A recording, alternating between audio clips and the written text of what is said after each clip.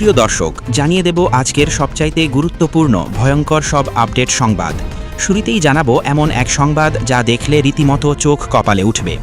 শুরুতে জানাবো গত ২৫ মাস পর দুপুরে জাতির উদ্দেশ্যে ভাষণ দিলেন সাবেক প্রধানমন্ত্রী শেখ হাসিনা। কয়েক ঘন্টার মধ্যেই কেয়ামত শুরু হতে যাচ্ছে রাজধানী ঢাকায়। রাজধানী ঢাকা দখলে নিবে আওয়ামী লীগ, ছাত্রলীগ, তৃণমূল নেতাকর্মীরা। আন্তর্জাতিক সহায়তায় দেশে ফিরতে চলেছেন শেখ হাসিনা। বিস্তারিত থাকছে প্রতিবেদনে। দীর্ঘ ২৫ মাস পর দুপুরে জাতির উদ্দেশ্যে ভাষণ দিয়েছেন সাবেক প্রধানমন্ত্রী শেখ হাসিনা। কয়েক ঘন্টার মধ্যে কেয়ামত শুরু হতে যাচ্ছে ঢাকায়। ঢাকা দখল নেবে আওয়ামী লীগ, ছাত্রলীগ। আন্তর্জাতিক সহায়তায় দেশে ফিরতে চলেছেন শেখ হাসিনা। আওয়ামী লীগের জন্য ২৫ মাস পর আসছে ঐতিহাসিক সুখবর। একটা নির্বাচন করলো, এরা এতই দুর্বল, এদের অবস্থা এত নাজুক যে তারা নির্বাচনটা করতে সাহস পায় না। আওয়ামী লীগকে নিষিদ্ধ করে দিয়ে ইলেকশন করতে না দিয়ে তারা ইলেকশন করে ক্ষমতায় গেছে। কেন? যারা বলেছে জান দেব জুলাই দেব না, যদি দেশকে রক্ষা করতে যান, যদি বাংলাদেশের সার্বভৌমত্ব ধরে রাখতে চান, যদি আমি বাঙালি এই পরিচয় দিতে চান, তাহলে ওদের জানটা সবার আগে। আওয়ামী লীগকে নিষিদ্ধ করার কোনো অধিকার কারো নাই। আওয়ামী লীগ আছে, আওয়ামী লীগ থাকবে। কাজে আমি এটুকু বলবো, সবাই যেখানে থাকেন, এই যে দুঃশাসনের বিরুদ্ধে সত্য হন। আর এই বাটপার বিশ্বব্যাপার ইউনিস আছে, আর এই জন্য হামলাকারী অস্ত্র চোরাকারী তাদের এদের হাত থেকে দেশ ও জাতিকে রক্ষা করার জন্য সকলে ঐক্য করে দেন, জনমত সৃষ্টি করেন।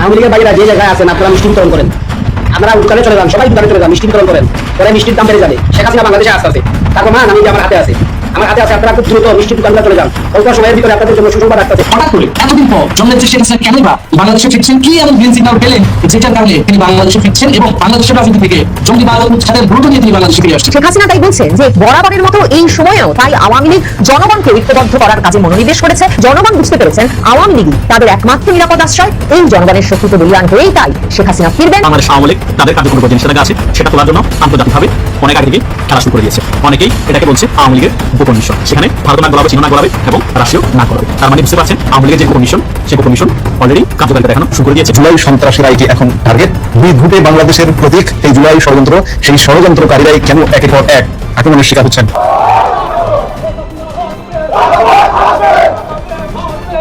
আসসালামু আলাইকুম প্রিয় দর্শক, নতুন একটা ভিডিওতে সবাইকে স্বাগত। তো ইতিমধ্যে আপনারা অনেকগুলো ভিডিওর অংশবিশেষ দেখেছেন। তো দেখে নিশ্চয়ই বুঝতে পেরেছেন যে ভিডিওটা আসলে কতটা গুরুত্বপূর্ণ এবং আকর্ষণীয় হতে চলেছে। তো চলুন কথা না বাড়িয়ে সম্পূর্ণ ভিডিওটা দেখে আসি। দেখার আগে বলবো, যারা আমাদের চ্যানেলটি এখনও পর্যন্ত সাবস্ক্রাইব করেননি দয়া করে সাবস্ক্রাইব করে দিন। যারা ইতিমধ্যে সাবস্ক্রাইব করে দিয়েছেন তাদের অসংখ্য ধন্যবাদ। তো প্রিয় দর্শক, চলুন কথা না বাড়িয়ে একটি লাইক দিয়ে সম্পূর্ণ ভিডিওটা দেখে আসি। হাসিনা সম্প্রতি দ্রুত মাথা উঁচু করে দেশে ফিরবেন, প্রয়োজনে ফাঁসির রায় মাথায় নিয়ে ফিরবেন এবং সেজন্য দলকে প্রস্তুতি গ্রহণের নির্দেশনা দিয়ে দেওয়ার পর থেকেই এই নিয়ে কৌতূহল বাড়ছে যে ঠিক কোন পরিস্থিতিতে শেখ হাসিনা বাংলাদেশে তার যাবার মতো পরিস্থিতি খুবই শিগগিরই তৈরি হবে সেটা আঁচ করতে পারছেন বা সেই প্রত্যয় থেকে দেশে ফেরার ঘোষণা দিচ্ছেন। বাংলাদেশে 2026-এর ফেব্রুয়ারিতে, মানে এবছর ফেব্রুয়ারিতে একটা নতুন সরকার গঠিত হয়েছে বটে, কিন্তু দেশে যে একটা অস্বাভাবিক রাজনৈতিক পরিস্থিতি বিরাজ করছে, একরকম ফুঁসছে এই রাজনীতি, সেটা সম্ভবত যে কোনো যুক্তিমান এবং বুদ্ধিমান বিশ্লেষকই স্বীকার করবেন। মানে বাংলাদেশের বৃহত্তম এবং প্রাচীনতম রাজনৈতিক দলটিকে আইন করে নিষিদ্ধ করে রাখা হয়েছে রাজনৈতিক কার্যক্রম থেকে। শুধু তাই নয়, এই দলটিকে নির্বাচনেও অংশগ্রহণ করতে না দিয়ে একটা সাজিয়ে গুছিয়ে ভাগাভাগির এমন নির্বাচন করা হয়েছে যে তারপর ওই দলটি কি করে আবার রাজনীতিতে অন্তর্ভুক্ত হবে সেটার মীমাংসা না হওয়া পর্যন্ত যে বাংলাদেশের রাজনীতিতে একটা চূড়ান্ত চরম কিছু একটা ঘটা বাকি রয়ে গেছে। একটা মানে অপেক্ষা, হয়তো কিছু দিনের, হয়তো কয়েক মাসের, কিংবা খুব বেশি হলে কয়েক বছরের, সেটা বুঝতে কারো কোনো অসুবিধা হচ্ছে না। সেরকম একটা পরিস্থিতিতে আওয়ামী লীগ সভানেত্রী ঘোষণা দিয়ে দিয়েছেন তার দলীয় ফোরামে যে তিনি 6 মাসের মধ্যে দেশে ফিরবেন। কাজে আকেলমন্দ মানুষ একরকমের দিন গুনতে শুরু করেছেন। আর যারা এই আওয়ামী লীগের রাজনৈতিক কার্যক্রম নিষিদ্ধ করে রাখার আইনটাকে মানে সিদ্ধ বলে ভাবছেন এবং শুদ্ধ বলে ভাবছেন, তারা একরকম যে ব্যাপক আতঙ্কে ভুগছেন সেটা পরিষ্কার বোঝা যাচ্ছে সামাজিক যোগাযোগ মাধ্যমে এবং মূলধারার গণমাধ্যমে।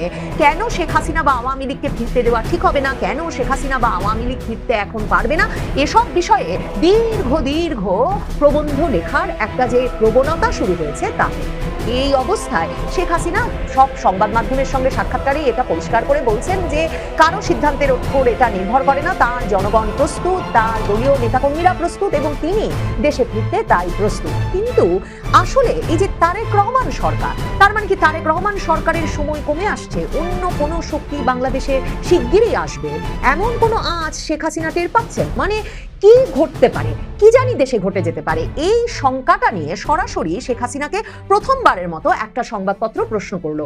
শেখ হাসিনাকে এই প্রশ্নটি করেছে পশ্চিমবঙ্গের প্রভাবশালী পত্রিকা এই সময় গত কিছুদিন ধরেই শেখ হাসিনার একটা একান্ত দীর্ঘ সাক্ষাৎকার ছাপছে এবং সেখানে শেখ হাসিনাকে সরাসরি সাংবাদিক অনমিত্র চট্টোপাধ্যায় প্রশ্ন করেছেন তার সাক্ষাৎকারের এই সর্বশেষ পর্বটিতে যে শেখ হাসিনা মনে করেন কিনা তারেক রহমান পুরো 5টা বছর প্রধানমন্ত্রী থাকতে পারবেন, নাকি মাঝপথে অন্য শক্তির ক্ষমতা দখলের আশঙ্কা করেন তিনি। মানে এটা এখন বাংলাদেশে ওই 12ই ফেব্রুয়ারি নির্বাচনের পর তারেক রহমান সরকার গঠন করার পর থেকেই কিন্তু একটা $1 মিলিয়ন কোয়েশ্চেন। শেখ হাসিনা তখন বলছেন কখন আসে অন্য শক্তি? যখন রাজনীতি ব্যর্থ হয়, যখন জনগণের আস্থা ভেঙে পড়ে, যখন নির্বাচন বিশ্বাসযোগ্য থাকে না, যখন সরকার রাজনৈতিক প্রতিপক্ষকে দমন করে কিন্তু মানুষের সমস্যার সমাধান করতে পারে না। বাংলাদেশের ইতিহাসে আমরা দেখেছি রাজনৈতিক পরিসর কখনো শূন্য থাকে না, সে জায়গা দখল করে অগণতান্ত্রিক শক্তি, সামরিক শক্তি অথবা বিদেশি প্রভাবিত শক্তি। শেখ হাসিনা বলেন, আমি চাই না বাংলাদেশ আবার সেই অন্ধকার পথে যাক, আমি চাই না বাংলাদেশের মানুষ আবার অনিশ্চয়তা, সামরিক হস্তক্ষেপ, উগ্রবাদ বা অদৃশ্য শক্তির রাজনীতির মধ্যে পড়ুক। আমি চাই জনগণের ভোটে, সংবিধানের পথে, সব দলের অংশগ্রহণে গণতান্ত্রিক রাজনীতি ফিরে আসুক, বন্দুকের জোর, মামলা, হামলা, নিষেধাজ্ঞা বা মব দিয়ে কিছুদিন ক্ষমতা ধরে রাখা যায়, তারপরে সেটি তাসের ঘরের মতো ভেঙে পড়ে। জনগণের আস্থা ছাড়া রাষ্ট্র চালানো যায় না। শেখ হাসিনার এই কথাগুলো শুনেই একদল বিএনপি জামাত সমর্থক বলে উঠবেন, শেখ হাসিনা কি সবার অংশগ্রহণে নির্বাচন করতে পেরেছিলেন? মনে রাখতে হবে যে শেখ হাসিনার আমলের নির্বাচনগুলোর সাথে 2026-এর নির্বাচনের সবচেয়ে বড় পার্থক্য হচ্ছে এই যে শেখ হাসিনার আমলে 2024-এর আগস্টের আগে কিন্তু এমনকি জামায়াত শিবিরকেও রাজনৈতিক কার্যক্রমে নিষিদ্ধ ঘোষণা করা হয় না। এই বাংলাদেশে সাদিক কায়েম থেকে শিশির মনিররা সকলে পাবলিক বিশ্ববিদ্যালয়গুলোতে ছাত্র শিবির করেছেন, সেটা এখন তারা এই প্রকাশ্যে এসে বলছেন। আর জামায়াতে ইসলামী তো শুধুমাত্র যে রাজনৈতিক কার্যক্রম চালিয়ে যেতে পেরেছে তাই নয়, ঢাকা সহ সারা দেশে বিভিন্ন সময়ে সভা সমাবেশ করে এসেছে জামায়াত ইসলামী। আর বিএনপির 2023 সালেরই 2024-এর নির্বাচনের আগে অক্টোবর নভেম্বর মাসের আগে যে বিরাট সমাবেশ তাদের খুলনায়, চট্টগ্রামে, ঢাকায়, সেগুলো মনে করে দেখুন যে একটা লাগাতার অবরোধের পরিস্থিতি যে তারা তৈরি করলেন নির্বাচনের আগে, সেসব প্রসঙ্গ মনে করলে মনে পড়বে আপনাদের যে পরিস্থিতিটাতে কিছুতেই এক বলার কোনো উপায় থাকে না। মানে জামায়াতে ইসলামী বা বিএনপির যে পরিস্থিতিতে তারা সিদ্ধান্ত নিয়েছে যে তারা নির্বাচনে অংশগ্রহণ করবে না তত্ত্বাবধায়ক সরকার ছাড়া, সেই পরিস্থিতি কিন্তু আওয়ামী লীগকে এ দফায় কোনোভাবেই দেওয়া হয়নি। মানে আওয়ামী লীগ নির্বাচনে আসলে নির্বাচনে এখনো জয়লাভ করে ফেলবে, একমাত্র সেই আশঙ্কা থাকলেই যেভাবে আওয়ামী লীগকে নির্বাচনের বাইরে রাখা হয়েছে সেভাবে নির্বাচনের বাইরে রাখা সম্ভব। মানে আওয়ামী লীগের রাজনৈতিক কার্যক্রম নিষিদ্ধ করা হয়েছে এবং আওয়ামী লীগের নির্বাচনে অংশগ্রহণের সকল পথ রুদ্ধ করে দিয়ে বিএনপি, জামাত আর জাতীয় নাগরিক পার্টি বানিয়ে মানে তারা নিজেরা নির্বাচন করে সরকার গঠন করেছে, সংসদ গঠন করেছে। কাজেই এই অস্বাভাবিক পরিস্থিতিতে যে একটা সরকার বেশি দিন টিকতে পারে না, সেটা যেমন সাধারণের মনে ঘুরছে এই আশঙ্কা, ঠিক সেই আশঙ্কাটার কথাই শেখ হাসিনা মনে করিয়ে দিয়ে বলেছেন বাংলাদেশে এমন অস্বাভাবিক পরিস্থিতিতে সবসময় অগণতান্ত্রিক, অনির্বাচিত এবং সামরিক শক্তি বন্দুকের নল দেখিয়ে ফিরে আসে। শেখ হাসিনা বলছেন যে সর্বশেষ জাতীয় নির্বাচনে আওয়ামী লীগকে নির্বাচনের বাইরে রেখে বিএনপি, জামাত এই দুই দলকে ফাঁকা মাঠে গোল দেওয়ার সুযোগ করে দেওয়া হয়েছে। আওয়ামী লীগ সভানেত্রী বলছেন অবৈধ অন্তর্বর্তী সরকারের আমলে বাংলাদেশে যে দমনমূলক কাঠামো তৈরি হয়েছিল সেটিকে আরো স্থায়ী করেছে বর্তমান সরকার, শুধু মুখ বদলেছে, কোনো নীতির পরিবর্তন হয় নাই। 2001 থেকে 6 বিএনপি জামায়াত জোট সরকারের আমলে দেশকে যেভাবে ধ্বংসের দিকে ঠেলে দেওয়া হয়েছিল 100 দিনে সেই স্মৃতি ফিরিয়ে এনেছে বর্তমান সরকার। দেখেন, এই যে শেখ হাসিনা বলছে যে জনগণের চাহিদা যদি পূরণ না করতে পারে সরকার, তাহলে সে সরকার টিকে থাকতে পারে না। হামে এখন পর্যন্ত সরকারি হিসেবেই যে 650-র বেশি শিশু নিহত হয়েছেন সেটা মনে করিয়ে দিয়ে শেখ হাসিনা দাবি করেছেন যে হামে এই যে টিকা না আনার কারণে শত শিশুর মৃত্যু হচ্ছে এবং লক্ষ শিশু সারা দেশে এই মহামারীতে আক্রান্ত হয়ে ভুগছে। শেখ হাসিনা বলছেন সেজন্য তিনি অন্তর্বর্তীকালীন সরকারের প্রধান উপদেষ্টা মোহাম্মদ ইউনূসের বিচার চান এবং তিনি বলছেন এই যে সরকার এসবের তদন্ত না করে মিথ্যাচারে ব্যস্ত, সেটাও কিন্তু আসলে জনগণের যে প্রত্যাশা সেই প্রত্যাশা পূরণে ব্যর্থ হচ্ছে। শেখ হাসিনা বলছেন, আমি দৃঢ়ভাবে বলতে চাই হামে শিশু মৃত্যুর জন্য দায়ী প্রতিটি ব্যক্তিকে বিচারের আওতায় আনতে হবে।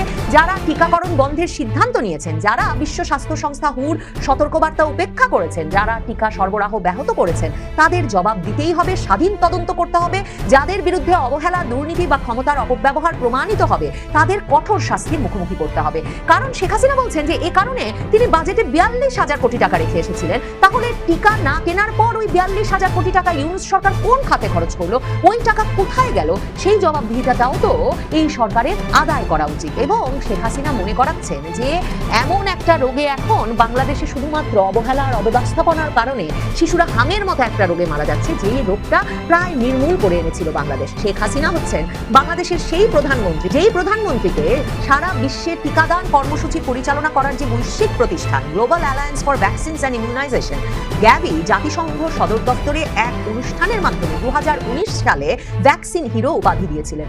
এবং ভ্যাকসিন হিরো উপাধি পাওয়ার পর শেখ হাসিনা বলেছিলেন যে বাংলাদেশ যে কঠোর পরিশ্রম করে এই টিকা ব্যবস্থাপনার মাধ্যমে নির্মূলযোগ্য রোগগুলোতে শিশুদের সংক্রমিত হওয়া ঠেকিয়েছে, সেই কঠোর পরিশ্রমের জন্য তিনি সারা বাংলাদেশের জনগণকে এই পুরস্কারটি উৎসর্গ করতে চান।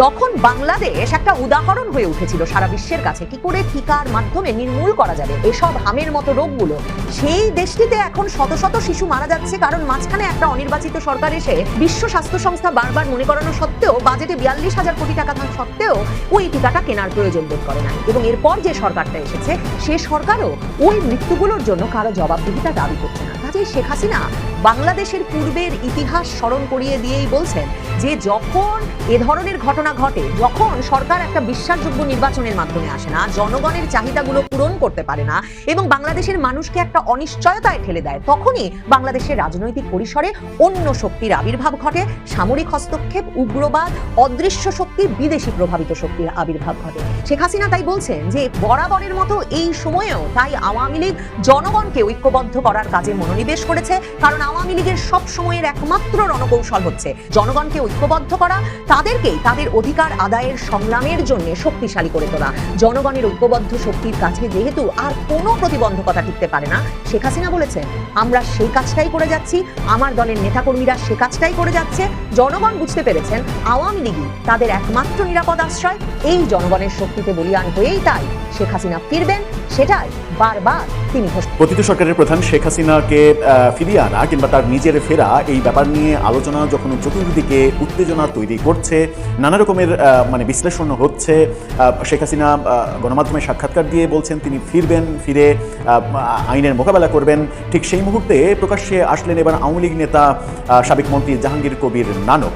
নানক যখন সামনে আসলেন তখন জানা গেল ভেতরের অনেক তথ্য এবং এটাও জানা গেল শেখ হাসিনা ফেরার যে প্রস্তুতি এবং বাংলাদেশকে প্রস্তুত করার যে পরিকল্পনা, সেই পরিকল্পনার প্রধান দায়িত্ব দেওয়া হয়েছে জাহাঙ্গীর কবির নানককে। অর্থাৎ নানকের নেতৃত্বেই সব কিছু চলছে এখন বাংলাদেশ আওয়ামী লীগের।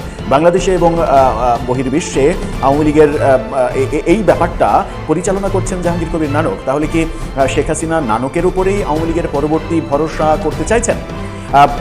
সম্প্রতি তিনি গতকালকে তিনি নবনীতা চৌধুরীর অনলাইন প্ল্যাটফর্মে উপস্থিত হয়ে সাক্ষাৎকার দিয়েছেন এবং সাক্ষাৎকারে বেশ কিছু ভেতরের খবর প্রকাশ করে দিয়েছেন। অনেক খবর তিনি বলতে চাননি, কিন্তু যতটুকু বলেছেন তাতে করেই বোঝা যায় আওয়ামী লীগ ব্যাপক প্রস্তুতি নিচ্ছে।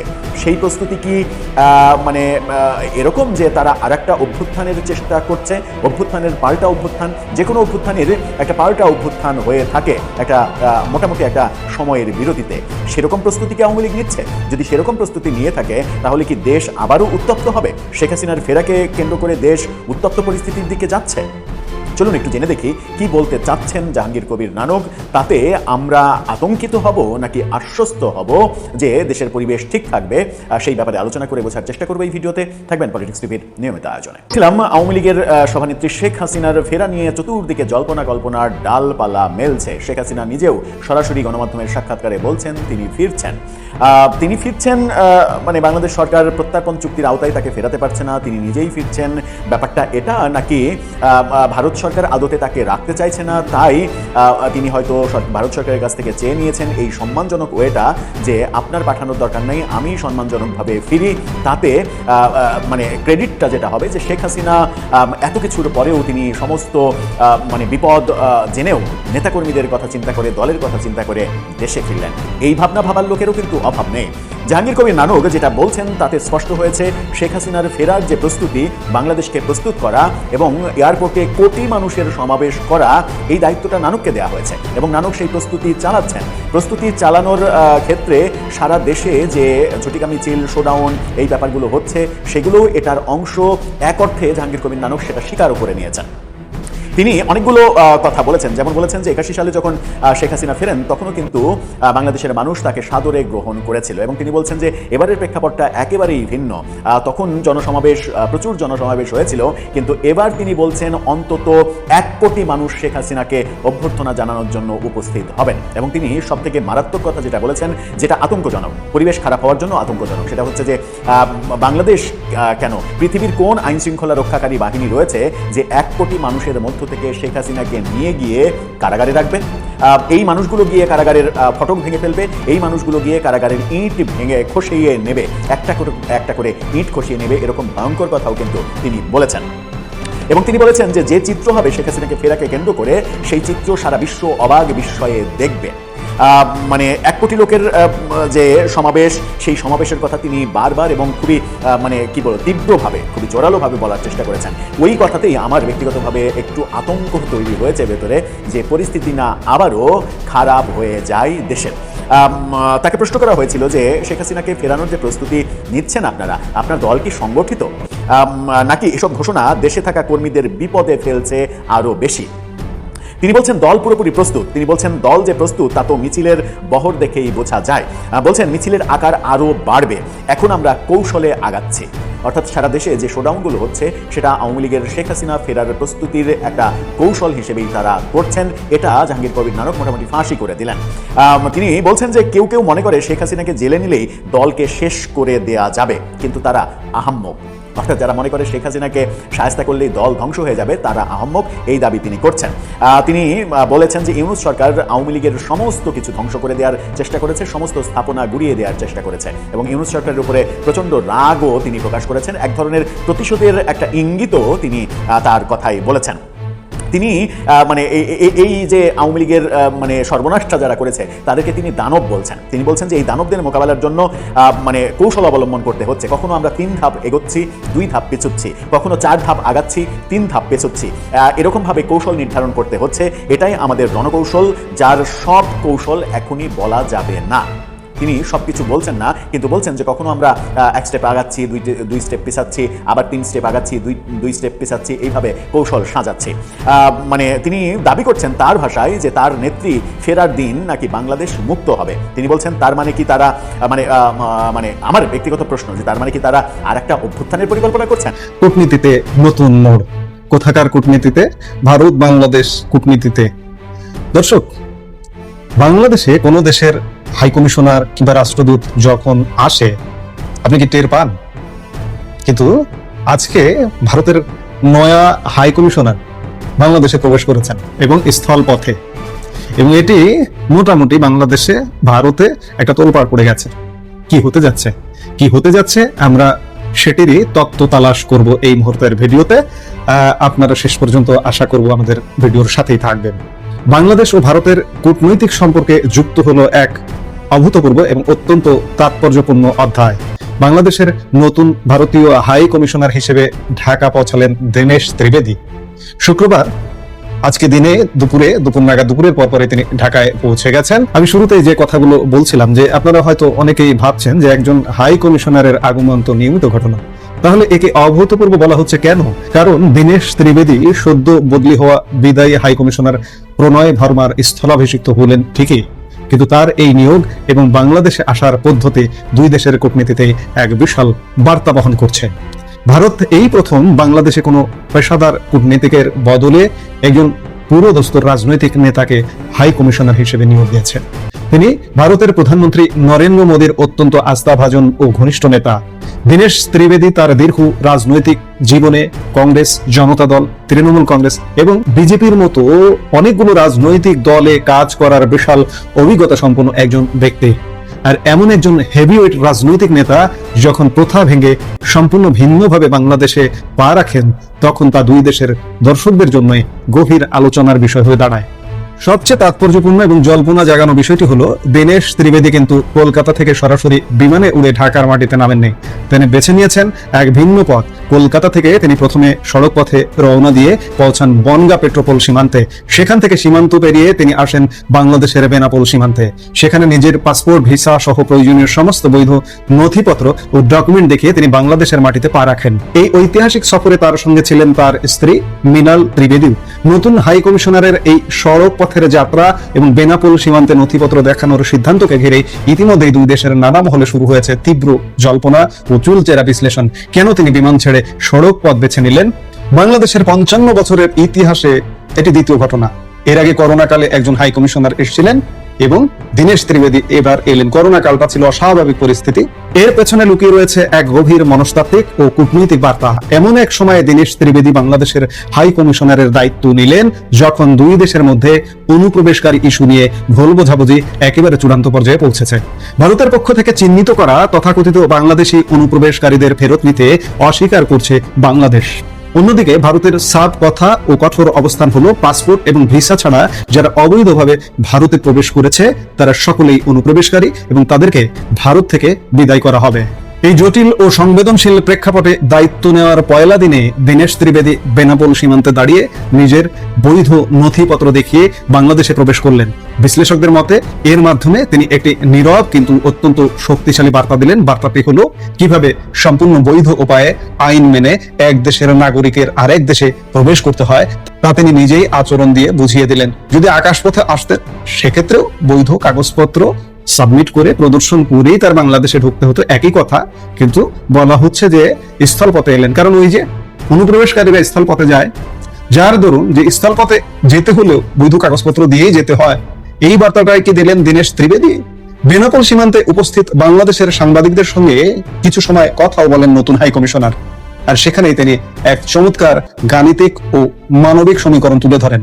তিনি বলেন ভারতের জনসংখ্যা 140 কোটি আর বাংলাদেশের জনসংখ্যা প্রায় 20 কোটি, অর্থাৎ দুই দেশ মিলিয়ে মোট 160 কোটির জনসংখ্যা। দীনেশ ত্রিবেদী অত্যন্ত স্পষ্টভাবে ঘোষণা করেন যে তিনি দুই দেশের 160 কোটি মানুষের স্বার্থে এবং কল্যাণের জন্য কাজ করবেন। এবং এই প্রশ্নটির উত্তর দেন কোন পর্যায়ে?